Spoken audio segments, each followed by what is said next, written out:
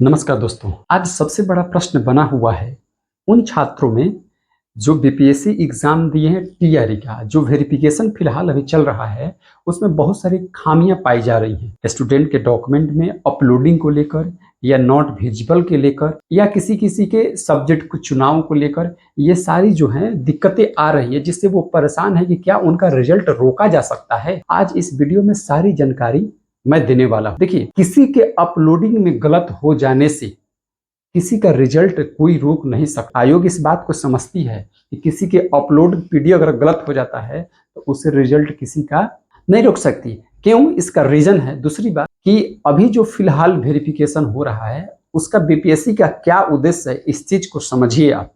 और पहले इसको वीडियो को देखिए, उसके बाद इस बारे में हम लोग बताइए क्या आपको दिक्कत है। बीपीएससी भर के बहुत गलती से 2 वर्ष बीएड के स्थान पे 4 वर्ष वाले बीएड पे टिक हो गया था, जिसके चलते सिर्फ बीएड का ही इंफॉर्मेशन अपडेट हुआ और ग्रेजुएशन का सर्टिफिकेट हम लोग अपलोड नहीं कर पाए। और वेरिफिकेशन में जाने के बाद पता चला कि हमारा ग्रेजुएशन का सर्टिफिकेट अपडेट नहीं है। मेरे पास समस्या ये है कि जब हम डॉक्यूमेंट अपलोड किए थे उस समय तो शो नहीं कर रहा था, नंबर टाइप पे दिखा रहा था। तो अब मेरी गलती कही है, सर्वर वाले को गलती कही है कि वो मेरा ओबीसी डबल अपलोड कर दिया गया है, ओबीसी के स्थान पर भी और स्टेट सर्टिफिकेट के स्थान पर भी, और स्टेट सर्टिफिकेट लोड नहीं हो पाया। तो वही जब हम वेरिफिकेशन में गए तब पता चला हमको डॉक्यूमेंट ओरिजिनल है, और इसके लिए विभाग जो भी करती है हम लोग करने यही मांग है। जो डॉक्यूमेंट जो अपलोड किए थे उसमें व्यू ऑप्शन नहीं था। जब रिव्यू पे गए तो वहाँ पता चला जो भी स्टेट की जगह पर दूसरा ये कामूल अपलोड है। और वही हमको अगर 10 बार भी बुलाया जाएगा, क्योंकि जेन्युइन विद्यार्थी हैं हम, कहीं भी ले जाए सर्टिफिकेट लेके हम जाने के लिए तैयार हैं, लेकिन इसके लिए हमारा आत्महत्या न हो। वेरिफिकेशन कराया तो उसमें पार्शियली वेरीफाइड कर दिया गया। इनफैक्ट जो हमने फॉर्म जो भरा था तो उसमें एसटीईटी सर्टिफिकेट के जगह पे सीटीईटी सर्टिफिकेट सर्टिफिकेट जो है उसमें डाउनलोड हो गया। इनफैक्ट हम लोग को सीटीईटी और एसटीईटी दोनों का सर्टिफिकेट अपलोड करना था, लेकिन क्योंकि सर्वर फ्लो के कारण और जो है सर्वर फ्लो के कारण और 68 को सर्टिफिकेट अपलोड करना था, तो इस चक्कर में सीटेट का सर्टिफिकेट तो अपलोड हुआ, लेकिन किसी कारणवश एसटीईटी का सर्टिफिकेट अपलोड नहीं हुआ। लेकिन हमने जो फॉर्म भरा था उसमें एसटीईटी सर्टिफिकेट नंबर उसमें डाल दिया था, तो सर्टिफिकेट नंबर हमारे प्रिंट आउट जो डिटेल्स है उसमें शो कर रहा है और डेट भी उसमें शो कर रहा है।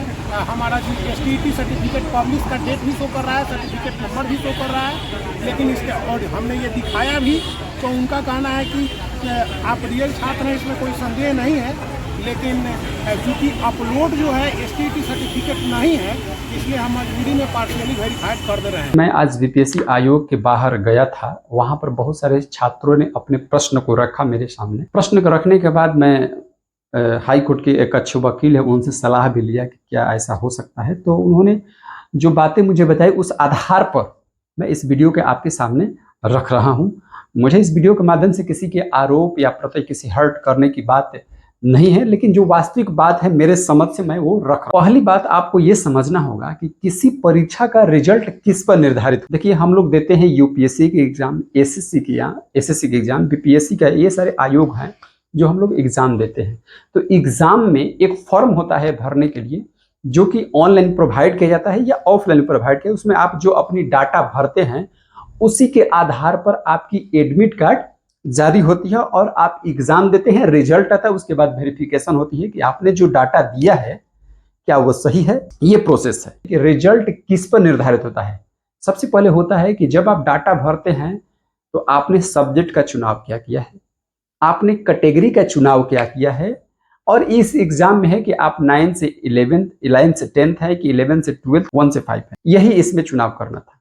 तो रिजल्ट अगर देखिए मेरे अनुसार या हमारे जो जिससे सलाह लिया मैंने उनके अनुसार, अगर आपका ओएमआर सीट अच्छे से भरे हुए हैं, ओएमआर सीट अच्छे से भरे हुए हैं तथा आयोग के खिलाफ एग्जाम के दौरान किसी प्रकार का गलत कार्य नहीं किए हुए हैं, तो आपका रिजल्ट रोक किसी प्रकार से जायज नहीं है। वेरिफिकेशन में अपनी जो दावा किए हैं भरकर उसमें सारे दस्तावेज प्रस्तुत कर सकते हैं, वो अलग बात होती है, लेकिन रिजल्ट के लिए 3 चीजें ही मुख्य आवश्यक हैं कि आपने जो डाटा दिया है कि आप किस सब्जेक्ट से हैं, आपकी कैटेगरी क्या है और आप कौन सा चुनाव करते हैं, कौन सी क्लास का चुनाव करते हैं। अगर आपने ये सही भरा हुआ है और एग्जाम के दौरान आपने OMR सही भरा हुआ है और किसी प्रकार का गलत कार्य में आप शामिल नहीं हैं, तो आयोग आपका रिजल्ट नहीं रोक सकती। अगर रोकती है तो फिर वो कानूनी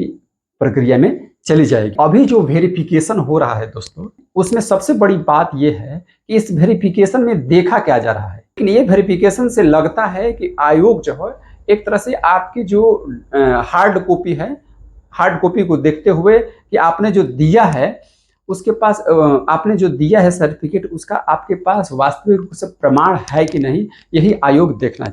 अपलोडिंग अगर हम लोगों से गलत हुआ है या अपलोडिंग को आयोग आधार बनाती तो एडमिट कार्ड ही जारी नहीं होता, क्योंकि आधार जो है, जो BPSC आधार बनाई है, वो आपने जो डाटा भरा हुआ है कि हम BC2 कैटेगरी के हैं, EWS नहीं या ST SC कैटेगरी से हैं, मेरा सब्जेक्ट ये है और कौन सा क्लास का इस चुनाव करें, यही उस आपने डाटा भरा था और इसी आधार पर आपका एडमिट कार्ड जारी हुआ था और आपने परीक्षा। आप इस तिथि से पहले आपकी सर्टिफिकेट होनी चाहिए, इसकी जानकारी पूरी तरह से आयोग के पास होने के लिए आपसे जो भी डॉक्यूमेंट है अपलोड करा देगा, ताकि बाद में आप प्रस्तुत कर सको। तो डेट से भी मिलान किया जा सकता है। इस उद्देश्य से डाटा जो है आयोग ने अपलोड किया। और सारे उद्देश्य हो सकते हैं, लेकिन जेन्युइन बात यही है।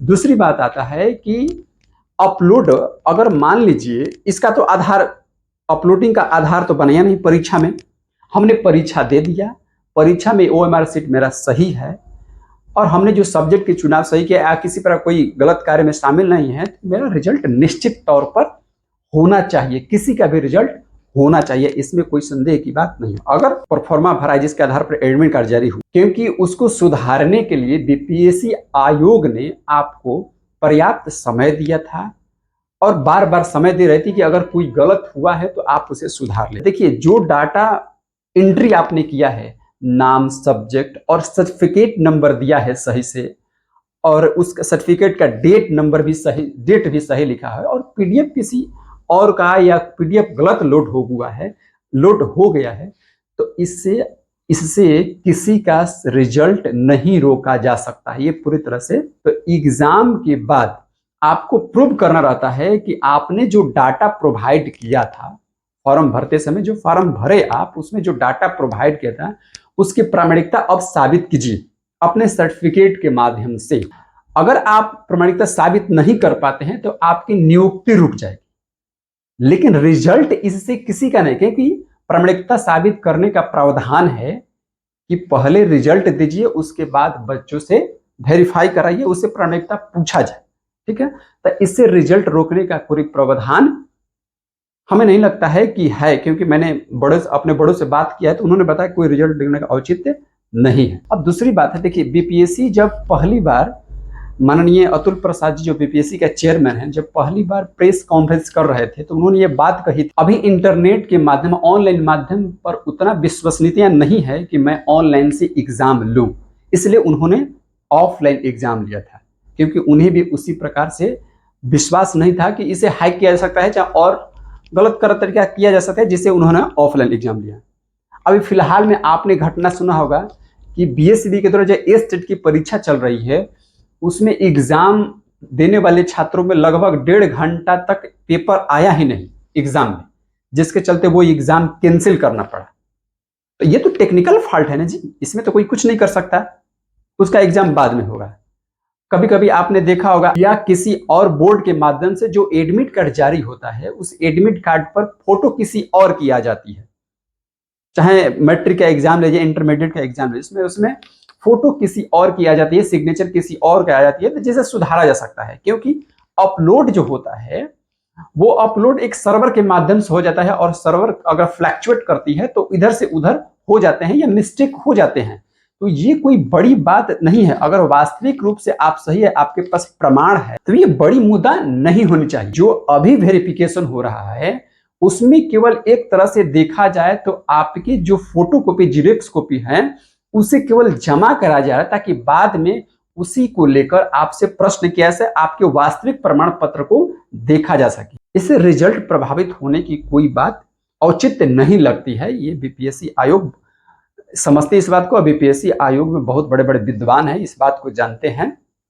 अगर केवल पीडीएफ के माध्यम से गलत अपलोड, आपने डाटा सही भरा है, उसका सीरियल नंबर सही भरा है, सर्टिफिकेट सही भरा हुआ है, उसमें किसी तरह कोई त्रुटि नहीं है, और पीडीएफ अपलोड किसी कारण से बीएड की जगह पर बीए हो गया है या एनसीएल किसी और का अपलोड हो गया है, तो उस आधार पर अगर रिजल्ट रुक जाता है इस वेरिफिकेशन से, तो निश्चित तौर पर आप न्यायालय जा सकते हैं, आपको निश्चित ही न्याय मिलेगा, जीत भी होगी। ऐसा हाई कोर्ट के वकीलों का भी कहना है। हम लोगों ने पूछा उनसे तो बोला कि नहीं, अगर ऐसा होता है तो वो बीपीएससी आयोग ने कभी भी डॉक्यूमेंट जो अपलोड हुआ था उसको व्यू करने की सुविधा नहीं दी थी। आयोग ने हमेशा एडिट करने का ऑप्शन दिया था, जिसमें हम लोगों ने जो भी छात्र हैं एडिट कर दिया था, जो भी गलतियां थे उसे सुधार कर दिया था कि नहीं मेरा सर्टिफिकेट नंबर ये है, नंबर इतना इतना इतना करने का दिया होता सुविधा, और फिर गलत किए होते तो आपकी गलती थी।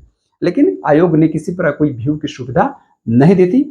ये मानवीय मिस्टेक हो सकती है या साइबर कैफे की गलती से ऐसे किसी का रिजल्ट को प्रभावित करना कहीं से उचित नहीं लगता। एक और सबसे बड़ी प्रश्न है कि जो अपलोड हुआ है, जैसे जाति है किसी का एनसीएल है, किसी का निवास प्रमाण पत्र है, अपलोड हुआ है, उसमें बहुत सारे छात्रों का, अधिकांशतः छात्रों का साइन जो है नहीं है, जो डिजिटल साइन होता है वो नहीं है, जिससे उन्हें अनवेरिफाइड कर दिया जाएगा, क्योंकि वहां पर ज्यादातर लोगों को अनवेरिफाइड कर दिया जा रहा है और वेरीफाई किया, यही लोग ज्यादातर कर रहे हैं, अनवेरिफाइड कर जाए।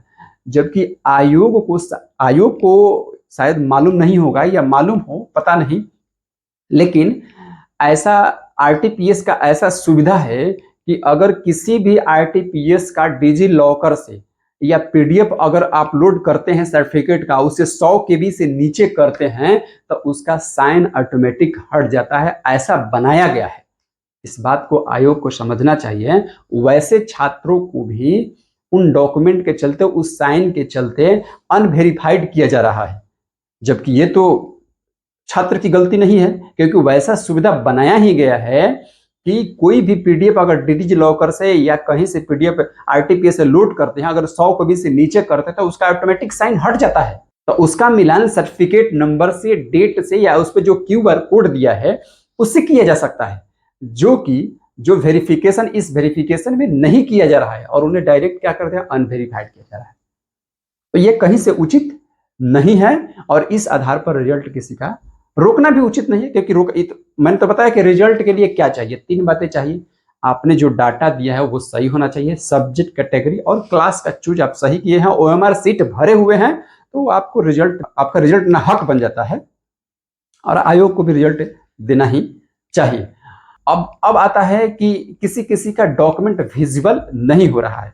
बहुत सारे ऐसे शिक्षक गण हैं जिनका सर्टिफिकेट जो है बहुत पुराना है, रखे हुए हैं, उसका स्कैन करने पर करके 100 केबी से नीचे करने पर, अब क्या है कि 100 केबी नीचे करने के क्रम में बहुत सारे ऐसे हैं कि जो कि 50 केबी तक लेके चले आए, क्योंकि मिनिमाइज तो था नहीं कि नहीं आप 75 से 100 केबी के बीच में ही रखिए, वो 100 केबी से नीचे होना चाहिए था। तो 100 केबी से नीचे जब 50 केबी में लेते हैं तो क्या होता था कि सर्टिफिकेट विजिबल ही नहीं होता था, जबकि जैसा कि आप जानते हैं कि व्यू का ऑप्शन नहीं होने के कारण कोई देख नहीं पाता था। तो अब जब वेरिफिकेशन में वो चीजें खोल कर देखी जा रही हैं तो वो विजिबल नहीं हो रही हैं, और डायरेक्ट उन्हें क्या किया जाए, अनवेरिफाइड कर। यह भी बहुत बड़ा प्रश्न है। इससे तो किसी का अनवेरिफाइड करना और उसका रिजल्ट रोक देना, ये तो भी कहीं से उचित नहीं है, क्योंकि उसे वास्तविक रूप से आप प्रमाण उसका देख सकते हैं, ठीक ना। ये टेक्निकल फॉल्ट है, या अपलोड करने का जो प्रक्रिया है, या साइबर कैफे कहिए, उसे ये टेक्निकल फॉल्ट कहा जा सकता है, जिसके माध्यम से। अब आते हैं कि रिजल्ट किस स्थिति में रुक सकता है। पहला कि ओएमआर सीट आपने गलत भरा है तो आपका रिजल्ट बिल्कुल ही रुक सकता है। कि सबसे बड़ा प्रश्न चिन्ह है कि जब बाहर के ए स्टेट वाले, बाहर स्टेट को ए स्टेट नहीं हुआ था, तो फिर उनका यहाँ पर वेरिफिकेशन हो रहा है, तो ये बड़ा प्रश्न है कि किस आधार पर हो रहा है और कहाँ से वो ए स्टेट ला रहे हैं। अगर हाँ 2011 से पहले को हो या दिए हो तो अलग बात होती है, लेकिन सबसे बड़ा प्रश्न है मन में, ये प्रश्न उठ रहा है बच्चों के अंदर कि जब ए स्टेट में बाहर स्टेट का देने का 2019 में अलाउ नहीं था क्योंकि डोमिसाइल था, तो फिर कहाँ से उन लोगों का वेरीफाई हो रहा है?